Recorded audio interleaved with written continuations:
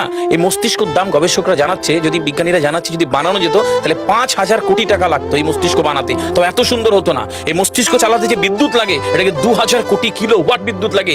একটা মস্তিষ্ক পুরো বাংলাদেশ চলে যাবে, আর কিছু বিদ্যুৎ বাইরের দেশে বিক্রি করে এই দেশ টাকা রোজগার করতে পারে। এই আপনি চিন্তা করেন যে শিরোপোষের এগুলো, একটা তারের হেডফোনকে পকেটে দেবেন আর বের করবেন, দেখবেন ছাড়াতে হচ্ছে, চুরি জানা লেগে যাচ্ছে। এই পুরো শরীরের মধ্যে এরকম জড়ানো পেছনে যত শিরা আছে না, এই শিরাগুলোকে বলা হয় খুলে খুলে রাখা হলে 11 একর জমি লাগতো, 11 একর জমি লাগতো। কেন ইমাজিন আমাদের মধ্যে কি রয়েছে, পুরো শরীরে 650টা মাংসপেশি রয়েছে, যা ইনস্ট্রাকশন দেবেন তাই করবে। আজকে একবার ভেবে না কালারটা বাইক কিনবেন, হন্ডা কিনবেন, আপনি বাইরে বেরোবেন দেখবেন সব বাইকের দিকে নজর যাবে, এই বাইকটা ভালো, এটা সুন্দর, মাইলেজ ভালো, কোনটা ভালো, কি দেখবো। যতক্ষণ না কিনবেন মস্তিষ্ক আপনাকে ছাড়বে না, ও চিন্তা করতে থাকবে। ঠিক সেরকম একটা কমেন্ট যখন দিয়ে দেবেন এই মস্তিষ্ক আপনাকে ওই কাজে এগিয়ে নিয়ে যাবে। পৃথিবীতে মানুষ না বেসিক নিডস গুলো ফ্রি পেয়ে গেছে। ভাবুন তো একবার, পৃথিবীর সবচেয়ে লাক্সারিয়াস ড্রিঙ্কের নাম জানেন? পৃথিবীর সবচেয়ে লাক্সারিয়াস ড্রিঙ্কের নাম হচ্ছে পানি। পানি, জল। জল যদি 5,000 টাকা লিটার কিনতে হতো তাহলে মানব জাতি কয়দিন বাঁচত?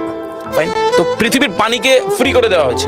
অক্সিজেন, একটি গবেষণা জানায় সারাদিনে একটা মানুষ যত অক্সিজেন নেয় এই টাকা দিয়ে কিনতে হতো তাহলে 3.5 লক্ষ টাকা লাগতো একদিনের। শুধু রাত হয় বলে আপনাকে কত টাকা ইলেকট্রিসিটি বিল দিতে হয়, তাই না? ফ্রি পেয়েছি।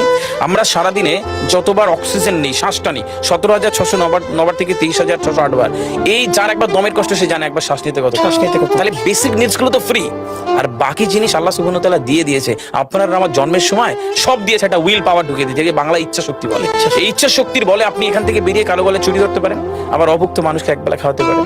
এই দুটোর জন্য আপনার বিচার হবে আর আপনার জীবন একদিকে যাবে। বুঝতে পারে, ফিল করতে কেন দেওয়া হয়েছে। আমরা বেশিরভাগ মানুষ দেখবেন নামাজে দাঁড়ানোর সময় চিকন একটা ঘেমো গন্ধওয়ালা পোশাক করে নামাজে দাঁড়ায়, বিয়ে বাড়ি যাচ্ছি হেভি ফিটফাট করে। কখনো এটা ভেবে নামাজে দাঁড়ায়নি যে আল্লাহ সুবহানাহু ওয়া তাআলার সামনে দাঁড়াচ্ছি, যিনি আমাকে সৃষ্টি করেছেন, আমার রবের সামনে দাঁড়াচ্ছি। এই ফিলটা হয় না। আমি সিজদায় গিয়ে বলি সুবহানা রাব্বিয়াল আলা, ও ঢাকায় নামাজ পড়ছি আর ঢাকুরিয়াতে রয়েছে আমার মন, কেন মানে বুঝি না।